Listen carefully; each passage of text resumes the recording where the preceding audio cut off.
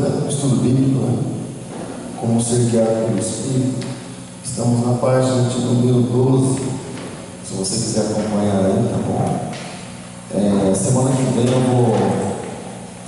eu vou pedir até para alguém dentre os irmãos que estão sempre conosco. Vou pedir para alguém que está abrindo essa Bíblia para estar facilitando também de alguma forma. Embora a gente está folheando a Bíblia, eu creio assim que seria muito melhor. À noite a gente sabe que tem pessoas que não são cristãs, na igreja, então acompanha. Mas assim, eu tenho isso comigo, irmãos, que a gente acompanhando mesmo, procurando na Bíblia, eu creio que é muito melhor. A gente vai crescer em algumas habilidades. Porque se alguém perguntar uma coisa da Bíblia para a gente, não tem na hora colocado fácil, né? A gente vai precisar procurar. A gente já vai praticando. A escola bíblica serve para isso também, para a gente praticando, né? Estamos sentindo a falta de algumas pessoas, nós já comentamos com ela a respeito desse assunto, mas a gente vai entrar nessa questão novamente, tá bom? Esse momento é para todos, né? Principalmente para os obreiros, para os irmãos que trabalham diretamente conosco. Então não é para um grupo separado, é para todos. Mas vamos lá. Essa semana nós vamos dar sequência, estamos na página 12, como nós comentamos. E diz bem assim, irmãos, na página 12 aí, fala a respeito do fato de nós sermos do Senhor, não é isso? Página de número 12, fala da palavra de Deus, oscila, está acostumado, né, com a Bíblia, né? Página de número 12. E diz assim, lembrando, irmãos, que no finalzinho, tá bom? Eu vou estar passando para você, para que a gente possa estar interagindo de alguma forma. Aí no começo, na página 12, nesse número 3, está assim, 1 Coríntios capítulo 1, versículo de número 30. É isso, né? 1 Coríntios, primeira carta aos Coríntios, que diz que nós somos dele, nós somos do Senhor. E eu procuro, na sua página, na sua revista está assim, já tem um comentário, eu procuro deixar um comentário sempre por último. Eu posso sempre estar lendo a Bíblia para depois estar comentando sobre esse assunto. Então, vós sois dele. 1 Coríntios capítulo 1, verso de número 30. Se alguém encontrou, por favor, quiser ler, levanta assim a sua mão, o microfone vai chegar até você.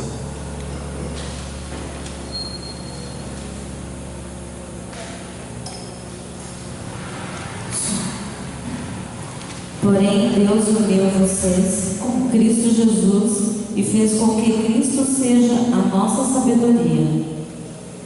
E, por meio de Cristo, que somos aceitos por Deus, nos tornamos o povo de Deus e somos salvos.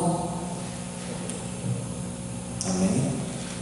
Nós nos tornamos o povo de Deus. Significa que nós somos dele, não é isso? Nós somos o Senhor, nós pertencemos ao Senhor. E eu coloquei aqui, irmãos, o versículo de número 31 também. Eu sempre vou estar acrescentando alguma coisa assim para dar um contexto, dar um peso assim, um pouco maior. Para que, como está escrito, quem se gloriar, glorie-se no Senhor. Né? Versículo 31 aí. Então, o que ele está dizendo aqui? Eu sei, a apostila, ela tem um esclarecimento e é muito bom. Mas eu gostaria de estar acrescentando algumas coisas. Então, o que ele está dizendo aqui, irmãos? Que nós somos o Senhor, nós pertencemos a Ele. Então, se nós pertencemos ao Senhor, algo bem curioso, assim, bem interessante de a gente guardar no nosso coração, que tudo que nós temos, né, assim como está escrito nesse comentário, entenda, vou usar a revista aqui, entenda, tudo que é seu é dele. Inclusive seus problemas, portanto, deixe o Senhor cuidar de tudo.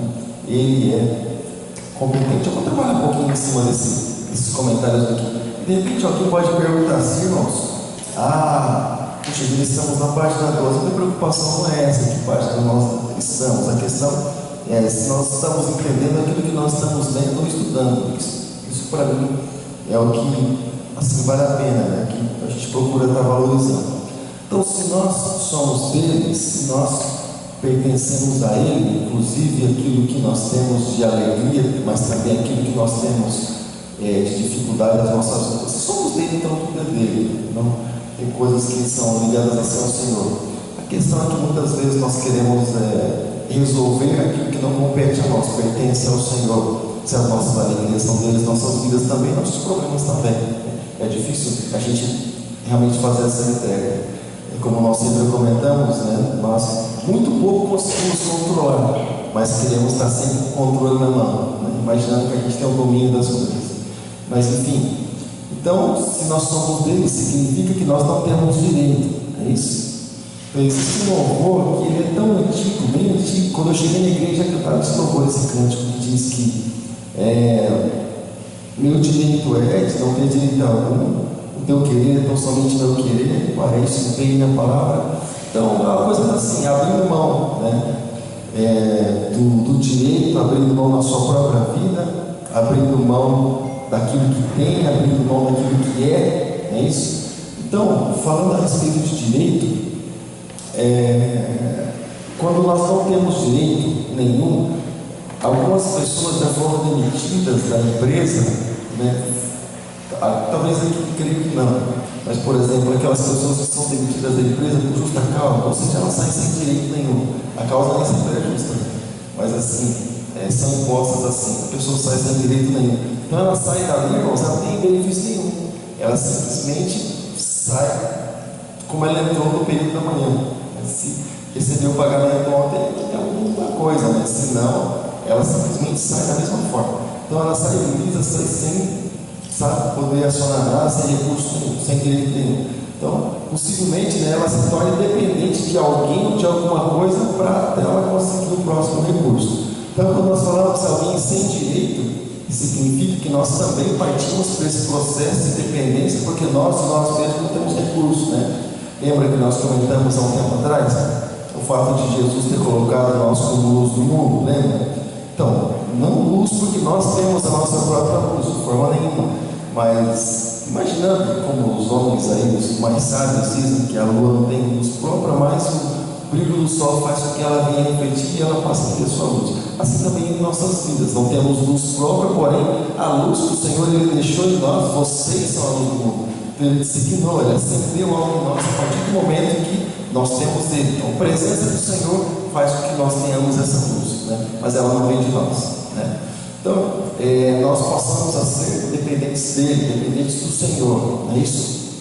Então, essa questão de tomar conta da nossa própria vida, por mais que nós venhamos a tentar, irmãos, eu fiquei um pouco mais de 22 anos tentando tomar conta da minha própria vida e administrar alguma coisa, não consegui nada, né? Dei um monte de cabeçadas por aí e as coisas acertaram quando nós tivemos um encontro com Jesus. E por quê? Porque nós não temos condição, né, nem competência para isso. Nós não temos condição de enxergar, nós somos dependentes, porque nós não somos de nós mesmos. Fomos comprados, né, remidos pelo sangue de Jesus, fomos justificados pelo sacrifício dele na cruz do Calvário. Então, se nós pudéssemos viver nossa própria vida hoje, para nós todos estaria designada a condenação do inferno. Para nós todos. Foi a única coisa que nós conseguimos conquistar. Mas aí Jesus veio, né, e assumiu toda a causa e ele liberou para nós, conseguiu esse acesso para nós ao céu, e é isso que ele deixou para cada um de nós, né? Então, quando somos cristãos, quando adotamos a palavra de Deus para as nossas vidas, nós passamos, não que nós temos, irmãos, nós passamos a ter direito porque Jesus nos deu esse direito, ele nos concedeu essa condição esse acesso ao Pai, né, em nome dele. Tanto que acesso ao Pai é em nome de quem, irmãos? Em nosso nome? É simplesmente um acesso? Não, ele deixa bem claro a causa desse acesso. Vocês têm acesso ao Pai por causa do nome de Jesus. Então ele deixa sempre muito claro as coisas, né? E por nós mesmos isso não aconteceria. Ele deixa assinado lá para que a nossa oração venha realmente chegar à presença de Deus.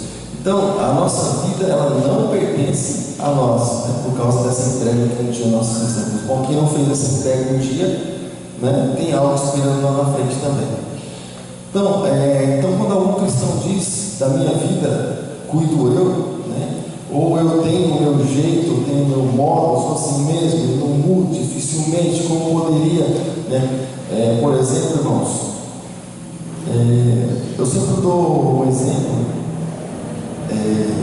a respeito daquilo que acontece na empresa onde nós trabalhamos. Eu falo assim, nós temos um lugar muito cheio de métodos, muito cheio de regras, muito cheio de normas, muito cheio. E você passa o negócio na catraca, lá na entrada, entra aquele monte de normas. Então muitas coisas ali eu gostaria de fazer do meu jeito, porque eu tenho o meu jeito de fazer algumas coisas. Mas eu não posso, tem uma regra, para cada coisa que eu vou fazer tem uma regra, né? Tem um escrito, processo, procedimento, assim que se faz. Isso aqui é assim que se faz. Com o tempo a gente vai fazendo, você está olhando, porque já está gravado. Mas para cada coisa tem um procedimento. Não é chegando e fazendo. Às vezes nem tem necessidade daquilo que a gente tem intenção de fazer, eu acho que é certo. Mas alguma outra coisa está programada. Então você trabalha debaixo da programação. Assim também nós trabalhamos, né, quando entregamos nossa vida para Jesus, né, nós trabalhamos debaixo da programação de Deus. Né?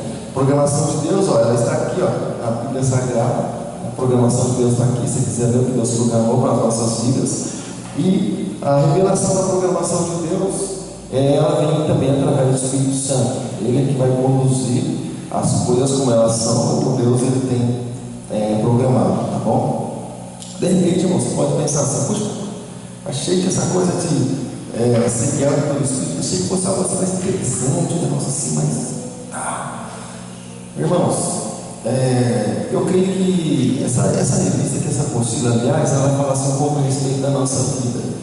Eu acredito que, assim como Jesus teve, o Pai teve um ministério dele no Antigo Testamento, Jesus teve um ministério dele há 2000 anos atrás, hoje o ministério do Espírito Santo, o ministério da reconciliação, como diz a Bíblia. Então eu creio que a nossa vida cristã, ela e deve ser direcionada pelo Espírito. Então, como é que eu por exemplo, poderia não saber como que o Espírito age, como que o Espírito ele tem suas tendências, né, de atuar na vida da pessoa, se eu não conhecer algumas coisas do que está escrito aqui? Então, né, esse é um dos métodos, né? Como eu posso, por exemplo, conhecer a vontade de Deus se eu não leio a Bíblia? Assim fica um pouco difícil, ou quase impossível. Então, quando nós não confiamos, irmãos, é assim como diz, né? O sacramento estabeleceu essa apostila, né? Escreveu, aliás, comentários, e como nós lemos a respeito de alguém que não confia em Deus, alguém que crê que Deus não tem competência para resolver as nossas causas, não é isso? Quando não confiamos nele, de certa forma, o que fica no ar é justamente isso, né? Quando não confiamos em alguém, porque cremos, irmãos, que a pessoa ela não tem competência suficiente, né? E quando você tem algum problema, por exemplo, judicial, você vai conversar com quem, irmão? Você vai conversar com o seu pastor? Você vai conversar com o líder do seu grupo, com ele? Você vai conversar? Nós temos alguma causa na justiça para resolver? Claro que não, né? A pessoa que estudou para isso, tem capacidade de competência para isso, é um advogado, né? Acima dele é um juiz, enfim, mas assim, para nós aqui, hierarquia é um advogado. Então, porque se confia nele. Então, quando, né, se confia em alguém, é porque realmente se entrega, como vimos ontem até mesmo, quando nós entregamos, deitamos uma rede. Entreguei e confio. Não, quando a gente entrega, é porque a gente coloca nas mãos da pessoa, porém, a nossa parte ela continua fazendo. Nós continuamos fazendo. O homem traça planos, a resposta sempre vai vir da boca de Deus, porém, nós vamos continuar fazendo a nossa parte, trabalhando, batalhando, buscando, pagando preço. Nossa parte, ela sempre vai continuar precisando ser feita. Você pode ter certeza que sim. Aquilo que Deus tem por fazer, Ele vai fazer. Né? Aquilo que o homem ele pode fazer, Deus vai deixar que ele faça muitas vezes. Muitas vezes o próprio Deus interfere nisso, mas muitas vezes Deus ele deixa o próprio homem fazer. E muitas coisas acontecem na vida do cristão, porque ele realmente lança tudo diante do Senhor, fala assim, se vira aí, a vida do Senhor, então dá um jeito aí. E assim, não é bem assim, né? Deus ele deixa algumas coisas aí para nós, tá bom? Então, confiar no Senhor, como lemos aqui no primeiro comentário da página 12 da revista. Aqui na parte de baixo, irmãos, parte de número 4, ele fala assim, faz um comentário a respeito de Efésios capítulo 4, versículo 24. vos revistais de um novo homem. Você pode descer um pouquinho aí, né? Descer um pouquinho para baixo, então ninguém desce para cima. Descer para baixo é um erro, né? Uma aula de português, mas descer para baixo não é questão de ser um erro, é questão de ser um exagero, como uma chamada de atenção, um despertamento, né? Como Jesus falando, em verdade, ele repetiu, porque é certo. Ele está chamando para uma realidade, para que a pessoa fique bem atenta com aquilo que ele está falando. Ele não precisava nem falar em verdade, porque na boca dele nunca passou mentira. Mas ele diz em verdade, porque ele está chamando a atenção, destacando para aquilo, especificamente para aquilo que ele vai dizer naquela hora. Né? Bom, vamos lá. Efésios capítulo 4, versículo de número 24. Alguém pode ler para nós? Você pode ler, não? Dá um grito e levanta a mão, né? O microfone vai chegar até você. Efésios capítulo 4, versículo 24 para trás. Da palavra de Deus.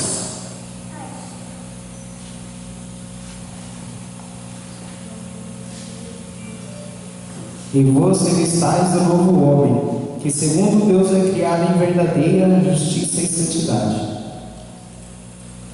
Amém? Eu coloquei, é interessante, esse é o nosso versículo-chave, né? É interessante quando a gente vai ler a Bíblia, irmãos, a gente sempre dá uma olhada no texto e no contexto, para que a gente venha entender algumas coisas, tá bom? Às vezes a gente vai ler a Bíblia assim, meio correndo, a gente lê um versículo só e fala, não entendi. Às vezes ele passa a ser entendido, mas normalmente não, ele tem um contexto. Ele tem um contexto, tem aquilo que vem antes, aquilo que vem depois. É como se você querer entender uma carta, você lê uma linha só da carta. É uma história escrita. Então, quando nós normalmente sabemos do assunto que está tratando, a gente acaba parando no versículo, mas ele tem todo o entendimento. Então eu voltei aqui, ó, Efésios capítulo 4, versículo de número, deixa eu ver qual versículo. Eu peguei a partir do qual versículo? Eu peguei a partir do versículo 22. Olha só. Efésios capítulo 4, eu peguei a partir do versículo 22. Olha só. Fala para a gente vestido do novo homem, né, no versículo 24. Olha só que interessante. Olha o que ele vem dizendo isso. Quanto à maneira antiga de viver, como estamos falando a respeito de ser guiado pelo Espírito, né, pelo Espírito de Deus, olha só. Quanto à antiga maneira de viver, a velha vida, vocês foram ensinados a despir-se do velhão. O que é despir, irmãos? Quando a gente está, imagina, né? Vou tomar um banho, vou tirar a roupa, vou fazer o quê? Vou despir, vou tirar aquilo, né? Vou tirar aquilo que está sobre mim. Então, eu até perdi o negócio. Quando a antiga maneira de viver, ensinados a despir-se, né? Efésios 4, 22. Ensinados a despir-se do velho homem, a se desfazer dele, deixar ele para trás, deixar ele de lado, né?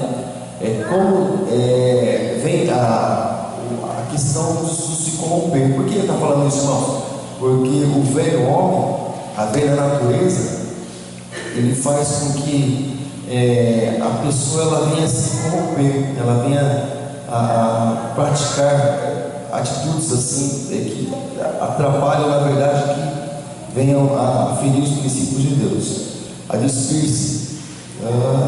Algumas traduções diz despojar-se, né? Despojar do velho homem. Eu vou ficar com essa tradução aqui. E que se corrompe pelas concupiscências. Irmãos, o que é concupiscência? Alguém pode explicar para mim? Eu digo concupiscências é isso aqui. Se define em uma palavra só. Alguém sabe dizer? Sim ou não? Parece um palavrão, né? Mas eu comentei com o irmão a respeito do fato de a gente não pegar simplesmente uma tradução da Bíblia, mas poder pegar mais de uma tradução, principalmente quando a gente for levar alguma instrução para alguém. Concupiscências, irmãos, parece ser um palavrão, mas não é nada mais, nada menos do que cobiça, né? Aquilo que a pessoa cobiça. Olha só, corrompe por aquilo que cobiça, né? Quando cobiça o engano, quando deseja aquilo que é errado, né? Vos renoveis do espírito do vosso íntimo, versículo 24. Aí entra naquela questão, né, que foi lida aqui. Os revistais do velho homem. Então a gente já tirou as roupas antigas, né, como lemos no versículo 22. Então nós já vestimos a nova roupa, né, vestimos a nova roupagem, aquilo que o Senhor nos deu. No revestido do novo homem, segundo Deus, conforme o Senhor ele tem, né, e é criado em verdadeira justiça e santidade. O velho homem lá vivia segundo a justiça dele, aquilo que ele acreditava, mas a partir do momento que passamos a vestir uma nova roupa, nós passamos a adotar também a justiça de Deus, aquilo que Deus ele traz para as nossas vidas. Olha só, e aí aquilo que eu queria que os irmãos prestassem atenção: deixamos uma coisa velha, passamos a adotar coisas novas, né? Mas olha só a consequência de tudo isso, olha só o contraste entre deixa o velho e entra o novo. Olha só o que tem nesse processo aí, ó. Pelo que deixarem, deixando a velha roupa, deixando os velhos costumes, olha só, ele diz assim, versículo 25: deixai a mentira e falar a verdade. Então, quando estamos usando roupa nova, né, roupa de Cristo, né, vestimos a camisa do Evangelho, né, deixamos a mentira e falamos a verdade, cada um para com o seu próximo, porque somos membros uns dos outros. Versículo 26. Jesus já falou sobre isso lá também. Paulo está praticamente repetindo o que Jesus falou e também aproveitando e explicando um pouquinho mais. Ele diz assim: irai-vos e não pequeis, não se põe o sol sobre a vossa ira. Eu vou colocar aqui uma vírgula só para um comentário. Irai-vos e não pequeis. Deus ele se ira, Deus gera ira no coração de Deus. Sim ou não, irmãos?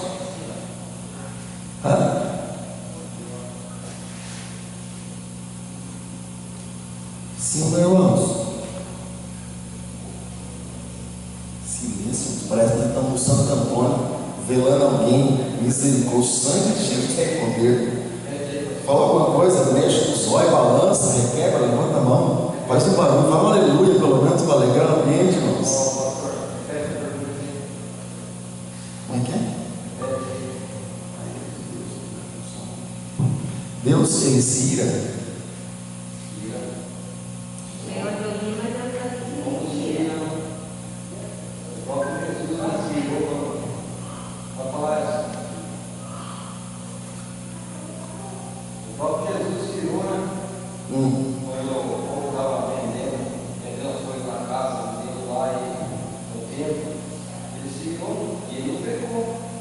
Como é que pode isso? Está escrito irai-vos e não pequeis. Quando a gente fica nervosão, né, assim partindo direto para Deus, abra sua Bíblia em Salmos 30, versículo 31. Algo assim muito curioso. Porque Salmos 30, versículo 31. Vou repetir. Semana que vem eu vou conversar durante a semana, acertar para que alguém possa estar abrindo os slides da Bíblia para a gente. Salmos 30, versículo 31. Esse versículo que eu nem coloquei, na verdade, junto com aquilo que está aqui na mais. Vamos acrescentar aqui de última hora.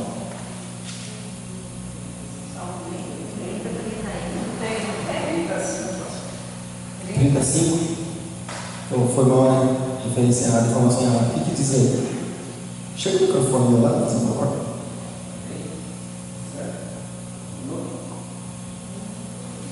Deixa eu procurar aqui, irmãos. 35. O que está escrito no 35 aí? Porque a sua ira dura só um momento, no seu favor está a vida. O choro pode durar uma noite, mas a alegria vem pela manhã. Isso. Ao viver assim, ao viver assim. A ira de Deus dura quanto tempo? Um momento. Então ela não dura para sempre. Então, o que a gente possa entender com isso, irmãos? Deus ele se ira, mas ele não peca. Olha só que interessante.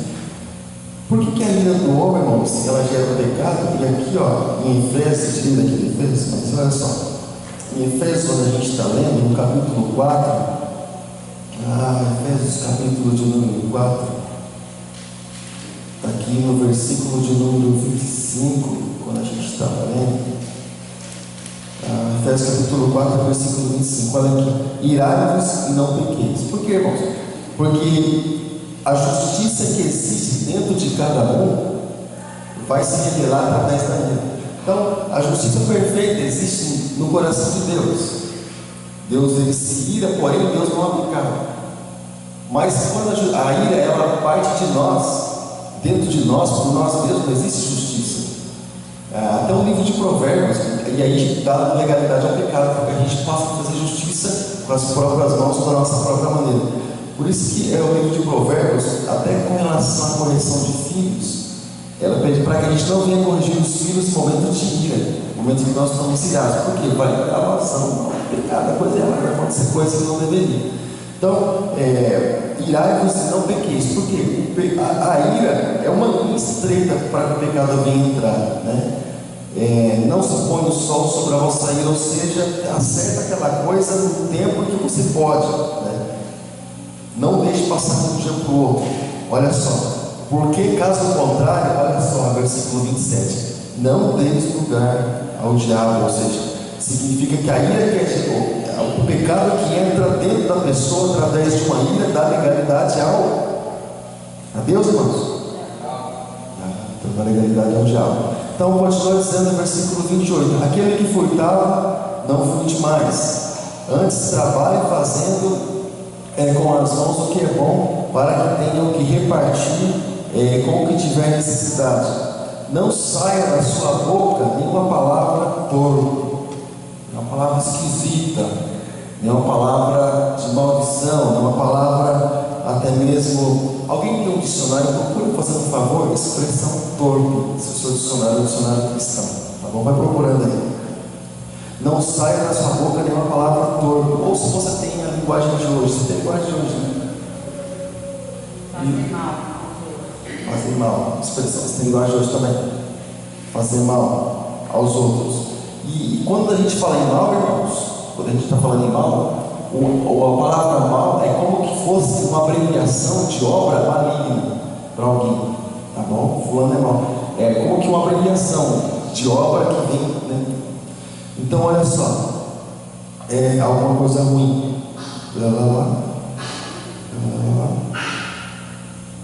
Tá. Mas só o que for de boa, mas só o que for bom para promover a edificação, né? Para que de graça, além de graça, né? As pessoas se alegrem naquilo, as pessoas que ouvem. E não entristeçais o Espírito Santo. 1 Tessalonicenses capítulo 5 também fala a respeito dessa questão, a respeito de entristecer o Espírito Santo, no qual fossem selados para o dia da redenção. Selado, marcado, gravado, alguém que recebe um selo, alguém que foi lacrado ali por Deus, né? Até o dia da redenção. Só que a pessoa não se abre, mas caso contrário, a pessoa está marcada por Deus por dia da redenção. Toda amargura, ira e cólera, e gritaria, e blasfêmias, e toda malícia seja tirada dentre vós, do meio de vocês. Então, a gente percebe, né? Lemos apenas um versículo, no versículo 24, né?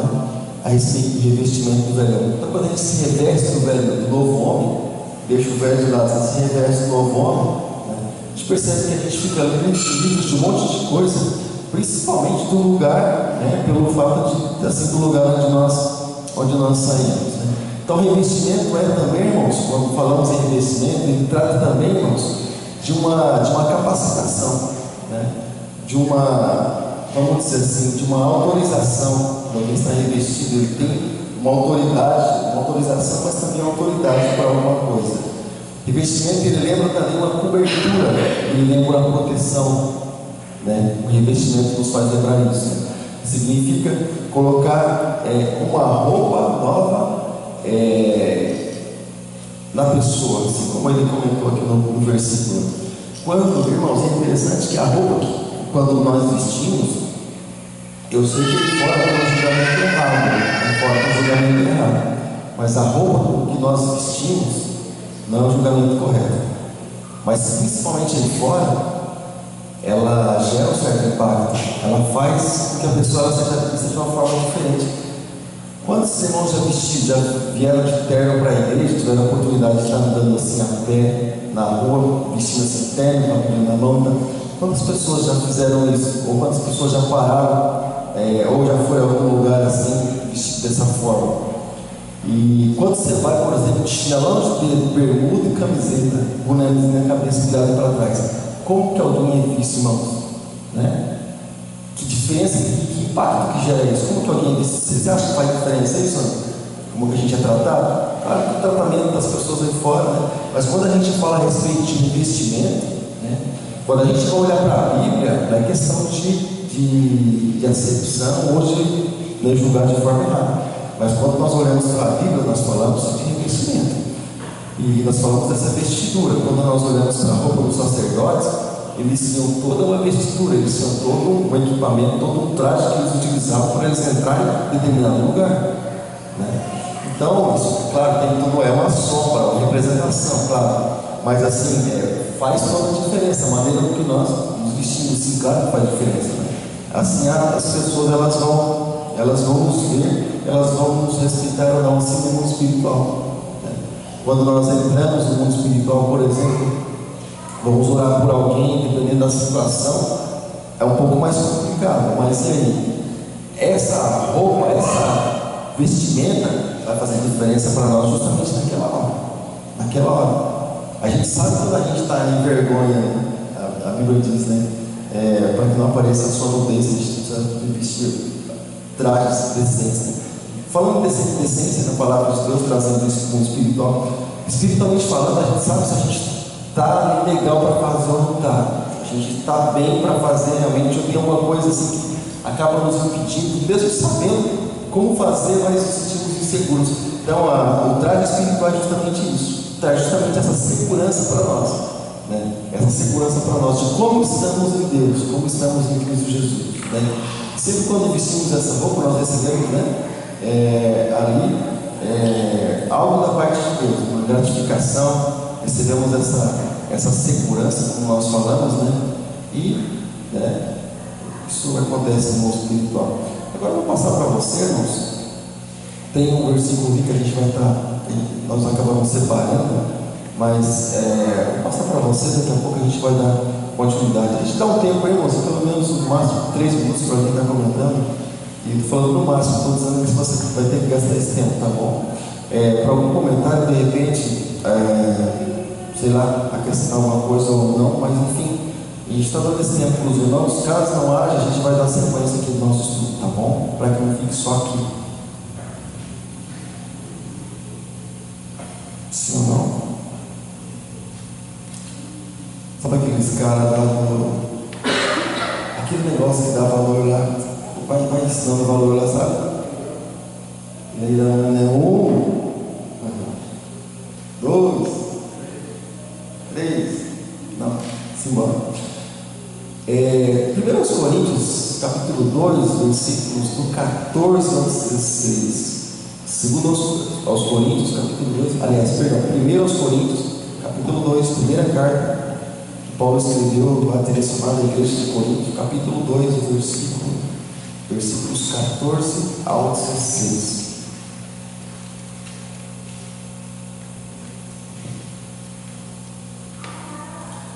E essa revista parece ser assim, algo tão simples, mas se nós pararmos para analisar os versículos que são relacionados aqui, irmãos, só a Bíblia assim, já traz um espelho para nós a respeito dessa guia, né, dessa direção que o Espírito Santo dá, né, quando queremos ser guiados por ele. 1 Coríntios 2, 14. Alguém pode ler para nós, por favor?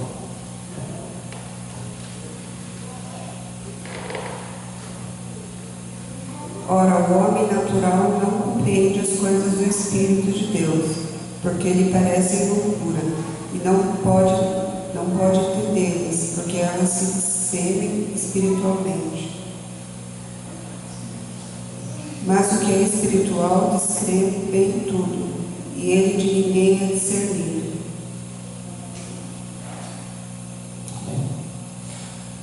Então, olha só. algumas coisas que diz esse versículo, irmãos. Nós temos a mente de Cristo, né? E o que é essa questão de ter a mente de Cristo? Vou chegar para cá, ter um ouvido judiante de mim aí. Está jogando uns refrescos dele. Chega para cá. Não, fique em paz. Eu já estou no cara aqui.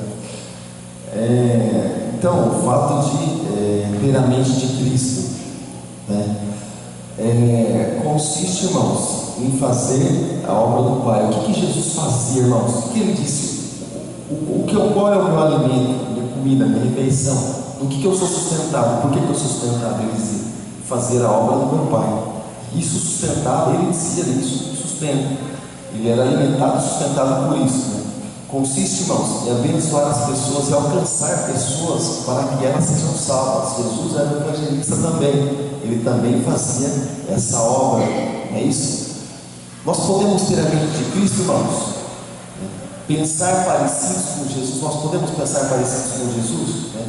As pessoas começam a pensar parecidas com Jesus, irmãos, a partir do momento que elas passam a ter a prática da leitura da Bíblia, né? E tendo a Bíblia como uma verdade para si, como uma lei, uma regra para si, ela passa a pensar parecido com Cristo, não é isso? Então, pensar parecido com Jesus, irmãos, não é ser ali o seu instrutor, você dá regras como Deus tem que fazer, como Deus tem que deixar de fazer, né? Não ser o tutor de Jesus, não é assim, vou te educar, não é assim que faz, de maneira nenhuma, né? De certa forma, se entregar, né, para que o Espírito Santo ele venha dentro de nós testificar com o nosso espírito a respeito das vontades de Deus. De certa forma, a pessoa ela passa a ter essa mente voltada para as coisas e para as vontades de Deus. O versículo que nós usamos, não vou falar sobre ele, claro que não, muito conhecido na palavra, em Mateus capítulo 6, verso 33, a abreviação, uma coisa bem breve da tradução daquele versículo, buscar o reino de Deus e a sua justiça, e todas essas coisas vão serão acrescentadas, não as demais, todas essas coisas, aquilo que Jesus acabaram de falar.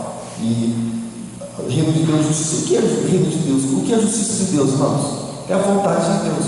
É como se ele dissesse assim: olha, busca primeiro o reino de Deus e a vontade dele.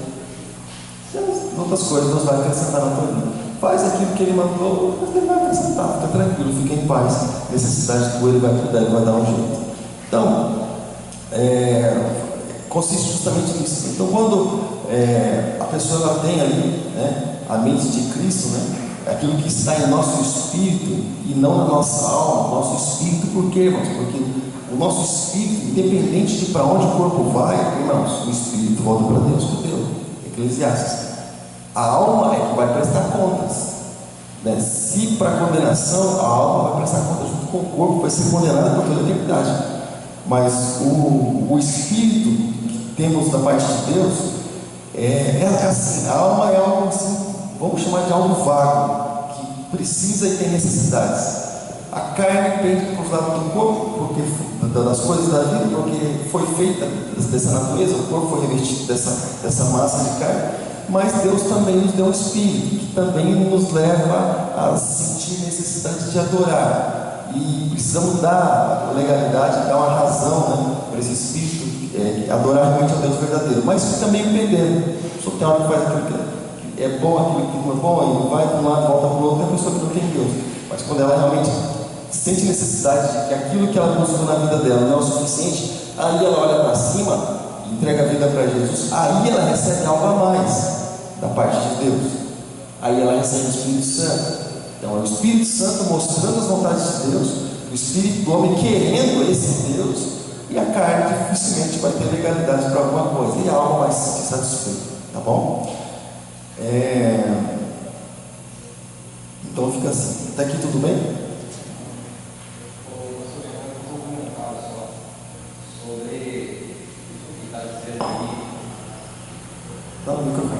Sobre o que está dizendo aí, né, sobre o Espírito, sobre a pessoa do entendimento da palavra, né? A gente vê que muitas pessoas ainda nos dias de hoje, mesmo estando dentro da igreja, e às vezes estuda a palavra e não compreende o que diz sobre a lei e o tempo da graça, né? Que as pessoas falam que a lei foi abolida. Eu creio assim que muitas coisas da lei sim foi abolida, né? Que não precisa fazer nos dias de hoje, porque principalmente sacrifícios. Mas assim, eu até estava conversando com um rapaz, aí ele perguntou para mim, ele falou, viu, mas e aí como é que fica? Como que a lei pode ser abolida se a lei está dentro da palavra de Deus? E como que pode falar que transformou o mandamento em dois só? Amar a Deus sobre todas as coisas e o próximo como a ti mesmo. E eu falei para ele, viu, a partir do momento que você ama a Deus sobre todas as coisas e o seu próximo a ti mesmo, está cumprindo toda a lei.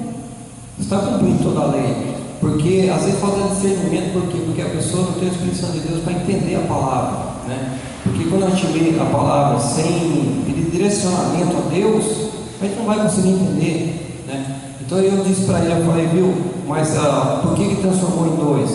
Porque você, tendo conhecimento da palavra de Deus, você fazendo a vontade de Deus, você está cumprindo com a lei também, não está fora da lei. As pessoas que não cumprem com a lei de Deus, esse daí não entende porque transformou em dois, né? Ele não sabe porque transformou em dois mandamentos, que é amar a Deus sobre todas as coisas. Se eu coloco Deus acima de tudo na minha vida e obedeço a palavra dele, acabou. Eu não preciso estar preocupado com o livro da lei. Amém?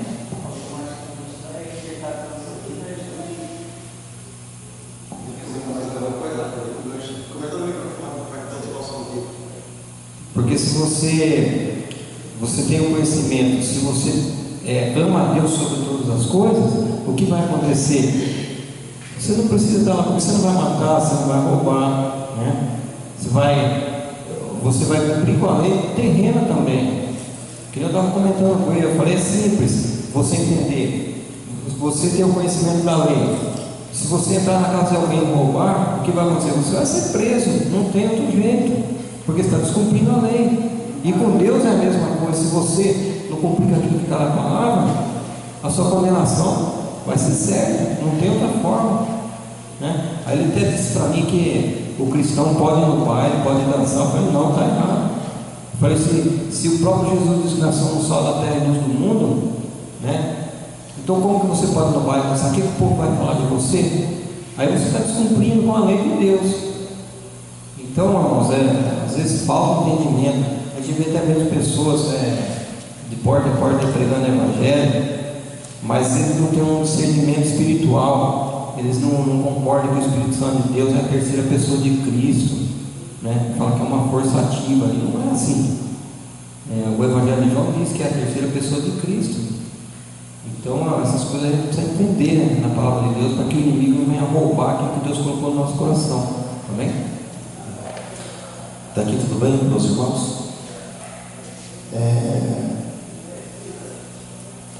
Só pegando o gancho, já vou dar sequência, pegando o gancho a respeito de lei e graça, irmãos.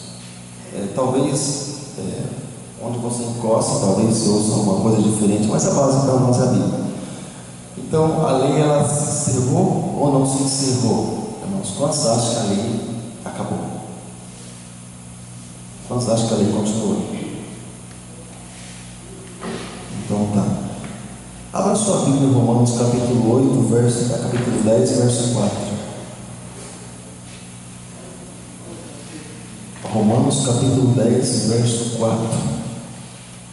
Vamos ver o que diz.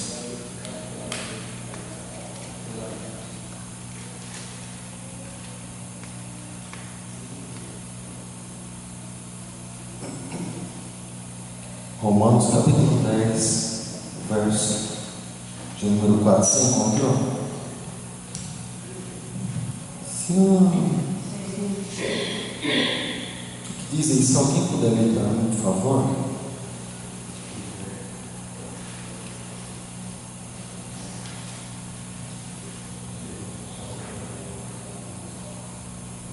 Alguém pode ler para mim, por favor? Pois Cristo é o fim da lei para justificar a todo aquele que crê. Na tradução revista e corrigida, diz assim, porque o fim da lei quando é que é, irmãos? O fim é quando a coisa termina, né? Então tá. Porque o fim da lei é Cristo, para a justiça de todo aquele que crê. Então, para a justiça de todo aquele que crê. Então, vamos deixar uma coisa assim bem clara nesse versículo. Ele explica, porém, se ele for lido assim de forma muito rápida, de repente alguma coisa pode passar direto. Então Deus precisaria trazer uma graça se algo já tivesse sido estabelecido por Ele? Não. Já veio uma regra do céu, através dos mandamentos de Deus, através da lei de Deus, como se chama, lá no monte, e foi dado isso para os homens e tal. Mas quando a gente pega a Bíblia, nós sabemos que a Bíblia foi escrita, vou repetir isso, para alguns tipos de pessoa, para a igreja, para judeus e para gentios, algumas cartas ou alguns versículos destinados para pessoas específicas. Mas vamos lá. Quando nós olhamos para isso, irmãos, para quem que a lei foi dada? A lei foi dada para os judeus, não é isso? A lei foi dada para os judeus, especificamente para os judeus. Então, quando ele fala assim, o fim da lei é Cristo, ele não está dizendo que a lei simplesmente se encerrou, mas ele disse que a partir de Cristo algo seria renovado. E por que, por exemplo, o Novo Testamento? O Antigo Testamento não chamam de velho, chamam de Antigo. Mas o Antigo Testamento, por exemplo, ele se acabou ou ele não vale mais? Eu não andaria com peso desse, olha o tamanho do negócio, não andaria com peso desse, sabendo que não vale mais nada. Eu jogaria fora, o negócio é um pouco mais lento. Então, mas quando ele fala a respeito do fim de tudo isso é Cristo, é porque a partir do momento que a pessoa se entrega para Jesus, para ela sim a lei se encerrou ali. E ela entra no processo de graça através de Jesus Cristo. Por isso que ele diz aqui da lei a Cristo, Paulo diz um pouco mais para frente, que aquele que está debaixo da lei, ele está debaixo de maldição. Mas por que ele diz isso, irmãos? Porque a lei ela continua valendo sim e de uma maneira direta para os judeus. Todo aquele que não tem Cristo, ele vive debaixo de uma lei. Sim. Mas a partir do momento que os judeus, se ele quiser se tornar, hoje nós sempre comentamos, Deus tem muitas palavras liberadas sobre o povo dele, de que não haveria pessoas pobres no povo dele. Deus falou isso. Você viu algum judeu entregando currículo em empresa por aí? Você viu? Algum judeu andando? É um serviço de honra e é a única opção que a pessoa tem. Eu louvo a Deus pelas pessoas que fazem isso. Mas você viu alguma pessoa passando um carinho em cidade de algum judeu? Você já viu? Nunca viu, né? Pegando latinha para amassar, para vender na conversa, nunca viu.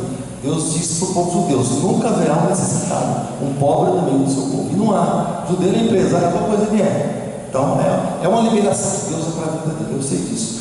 Mas assim, se o judeu hoje ele quer ser um privilegiado, ele precisa entregar a vida para Jesus. Porque os judeus, por mais que ele tenha privilégio sobre a vida dele, os que viverem nesse período vão passar pela tribulação, né? E a igreja não. Então, se o judeu ele quer ter um acesso direto, porque ele perdeu isso, Evangelho de João, capítulo 1, fala a respeito disso. Jesus veio para os que eram seus, né? E os seus não receberam, os judeus rejeitaram, então permaneceram debaixo da lei. Mas todo aquele que o receber, deu o direito de ser feito filho de Deus, receber esse acesso ao Pai e entrar no tempo da graça. Então, a lei ela continua assim, de uma forma como ela foi criada para os judeus. Para nós, ela serve simplesmente como um exemplo de vida, algumas coisas desse tipo. E por isso, quando entra o Novo Testamento, ele não poderia, claro, deixar a lei de fora. Claro que não. A lei cheia de exemplos de normas e regras. Comentamos sobre isso alguns dias atrás, sobre quando a igreja primitiva, estudamos sobre isso já no livro de Atos dos Apóstolos, quando houve esse processo de transição, Novo e Antigo Testamento, Antigo e Novo Testamento, graça, lei e graça. E alguns líderes da igreja se destacaram, Tiago, Pedro, vários líderes da igreja se destacaram naquela época. Paulo estava entre eles também. Mas algo assim interessante que aconteceu entre eles estavam discutindo o que permaneceria e o que não. Você entendeu? Você vai encontrar um confronto direto, por exemplo, entre Paulo e Pedro e Gálatas. Porque Paulo diz assim para Pedro: você está que nem hipócrita. Você quer falar para os seus aí viver, sabe, de uma forma, mas você não vive, ou seja, apresentando lei, mas na verdade o que tinha para viver era graça. Então como é que você pode querer que alguém viva assim se você mesmo não vive? Os religiosos, tempo atrás, já faziam isso, querer impor algo que na verdade eles não viviam. Então, Paulo diz assim: olha, eu resistia a Pedro na cara, direto, na face dele, eu resistia a ele. Ele falou: não, isso não pode ser dessa forma. Deus nos deu isso aqui. Então Pedro, por isso que Pedro ele foi pregar para os judeus, e Paulo veio pregar para os gentios essa nova graça. Então, se a lei ela morresse simplesmente, se entendesse dessa forma, coisa que interessante parar para entender os versículos bíblicos. Se ela morresse, se ela deixasse de existir, não, Pedro estaria fazendo algo inútil. A lei já acabou, você vai pregar a lei, você vai pregar para os gentios, aliás, a graça, mas você vai falar o que para aqueles que conhecem a lei? Ele diz: o que Pedro veio dizendo para os judeus? Não é pregação para os judeus. A lei não existe mais a partir do momento, não vai existir mais a partir do momento que você sair debaixo disso. Mas se existir, se for realmente assim, porque, irmãos, a pessoa vai continuar sendo julgada olho por olho, dente por dente. Você fez, o problema é teu, você vai pagar por isso. E vai ser condenado por isso. Toda alma que pecar, essa morrerá. Pecou, o problema é teu. Você vai morrer, você vai ser condenado. Essa é a lei. E a lei de que não tem Cristo. Porém, quem entra na graça, aí ele pecou. Você vai ver Jesus se colocando como advogado. Em 1 João capítulo 2, versículo 1. Ele se colocando como advogado. Se pecou, ou se arrepende, vem aqui, tem um advogado que justifica você diante de Deus. Então, essa é a diferença que ele está mostrando. Né? A lei não morreu para aquele que não está em Cristo. Porém, para os judeus, ela foi dada especificamente para eles. Né? Por isso que é uma controvérsia quando você vê alguma crença, irmãos. É meio que, sábado não sei o que, sábado não sei o que. Irmãos, a lei foi dada para os judeus. Pastor, assim, certo que o pastor está falando, e é isso daí mesmo. Só que assim, alguns pontos da lei que foi escrito é que os cristãos, mesmo aceitando Cristo como Salvador, ele não pode cometer aqueles erros lá que tem alguns pontos na lei que fala, né? Um exemplo, prostituição, né, que fala lá, né, adorar outros deuses. Então tem vários pontos ali que ele traz para a gente. Então é isso que eu falo, não que a lei totalmente não foi abolida, porque por mais que a gente esteja no tempo da graça, nós temos que obedecer, porque se nós, ele fala lá, né, acho que em 1 João fala que se caso nós vier a pecar, existe um advogado junto ao Pai, né? E eu creio assim que não é para a gente sair pecando aí, porque nós temos um advogado junto ao Pai. Então eu creio assim que muitas coisas da lei não tem como a gente tirar, porque se a gente cometer aqueles erros lá, por mais que a gente esteja em Cristo, aceitou Cristo como Salvador, aquilo vai prejudicar a nossa salvação. Alguns pontos, né? Claro que é que nem assim, tipo assim, a Adventista do sétimo dia, coloca lá o sábado. Até outro dia eu estava comentando, imagina, chega no sábado aí, você precisa do médico, o médico não foi trabalhar porque é sábado. Um parente seu está entre a vida entre a morte, né? Porque a vida a pessoa fala que está, como é que é o negócio? Eu esqueci a palavra, para lembrar o falo. Está correndo risco de vida, né? Fala que está correndo risco de vida. Claro que não, está correndo risco de morte, não de vida. Porque de vida nós estamos vivos, não é risco de vida, é risco de morte.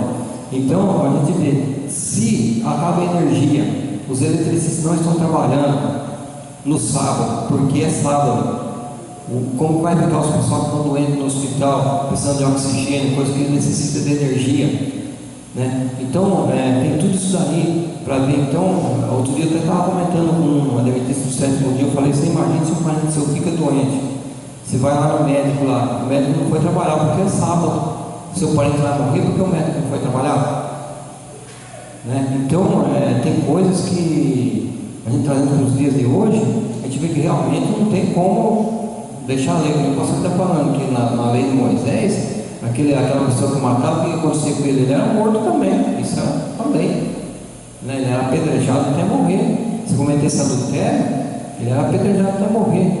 E o maior exemplo Jesus deu naquela passagem que ele fala lá, que a mulher chegou lá diante dele e o povo queria apedrejar ela, e ele falou: aquele que não tem pecado tira a primeira pedra.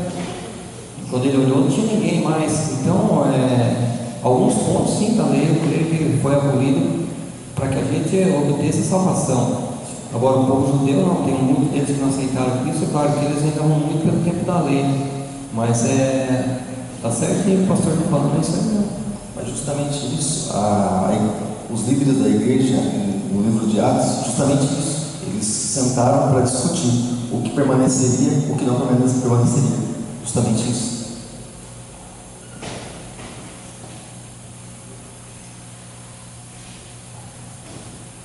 Eu tenho uma dúvida em relação a isso.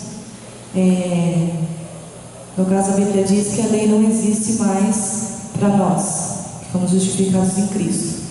Mas eu não entendo se a gente... o que eu estou entendendo aqui, como que eu vou explicar? Se a lei... não é que a gente não deva seguir a lei, mas eu acho que, é o que eu estou entendendo, que a gente não é punido por essa lei dessa forma. Antigamente, se você roubasse, você morria.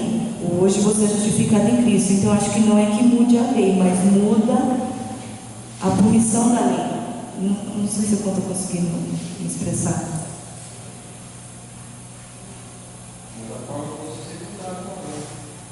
Não, muda a forma com que Jesus trata a lei.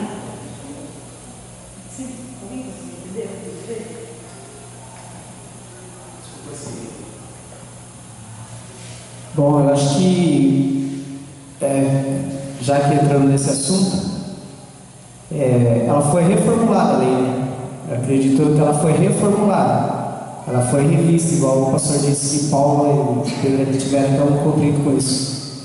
Eu acho que o peso que Jesus falou, amar a Deus acima de todas as coisas e o próximo a ti mesmo, ela, igual o pastor Pedro disse, ela quebra toda essa barreira. Eu acho que é mais fácil, antigamente era mais fácil você, a palavra diz que se você pecar com os olhos, é mais fácil arrancar um olho e jogar fora do que, né, não entrar nos céus com um olho a menos.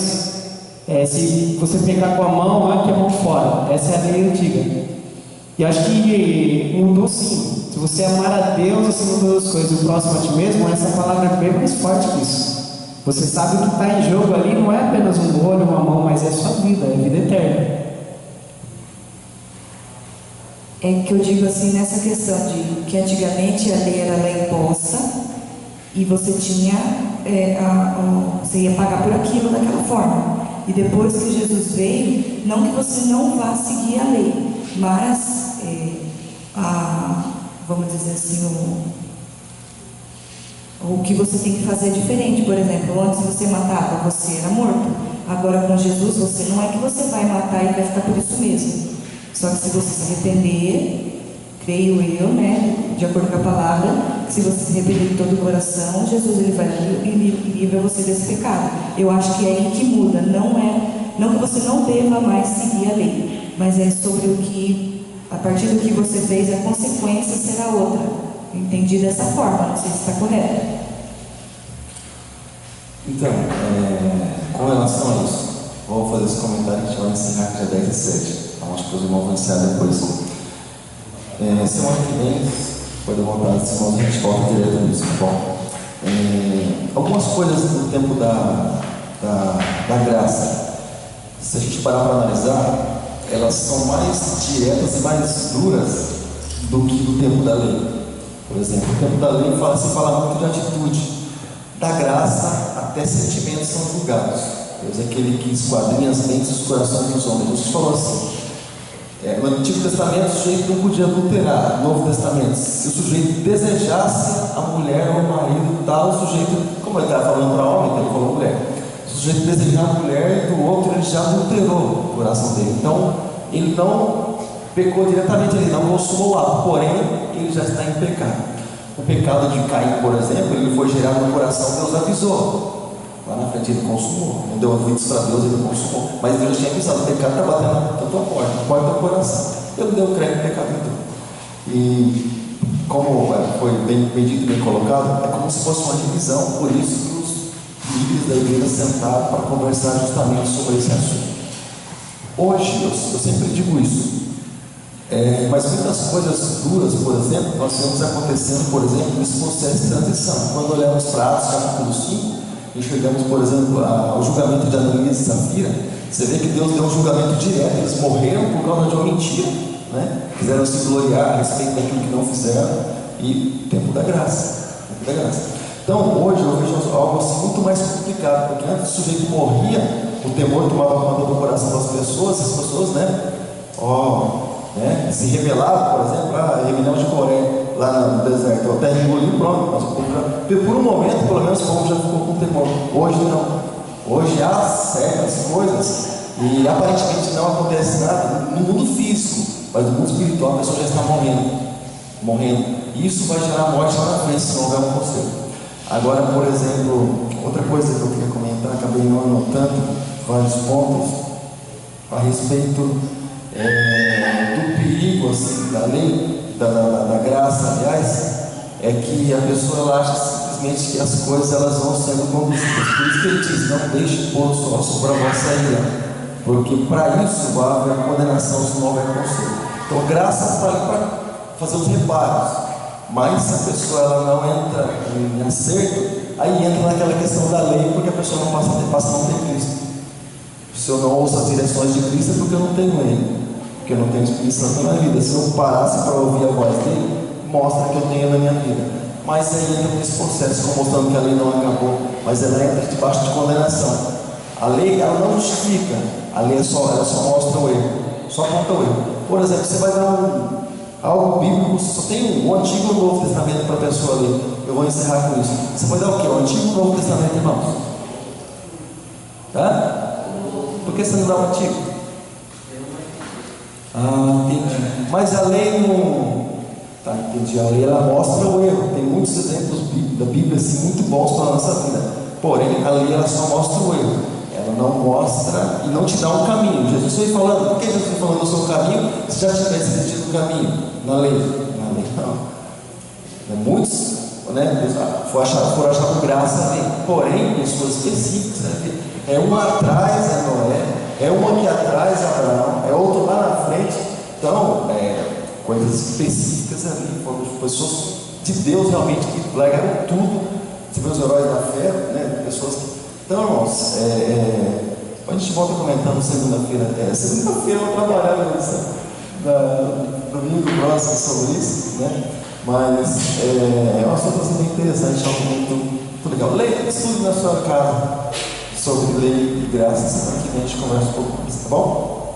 Agora já foi, eu vou ter que respeitar a hora. Bom, feche suas horas nessa hora, em nome de Jesus. E pedi para o pastor estar fazendo essa oração. Vamos ensinar para a gente encerrar.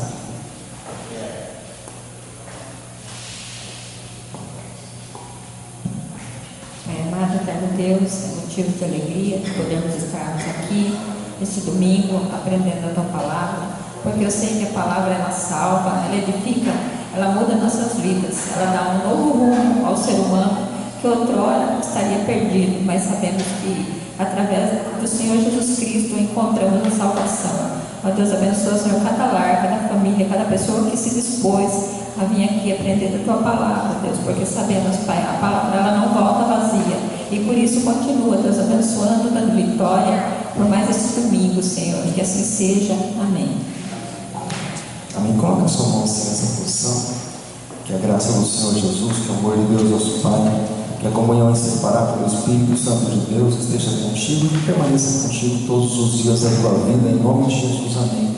E graças a Deus. Coloca a mão sobre a tua cabeça. Lembra alguém, tá bom, que você não viu aqui hoje, para você, então lá, próximo domingo tem escola, tá bom? Coloca a mão sobre a tua cabeça, será como óleo precioso descendo sobre as suas vestes. Deus abençoe a sua vida em nome de Jesus. Vai em paz, que o Senhor te acompanhe.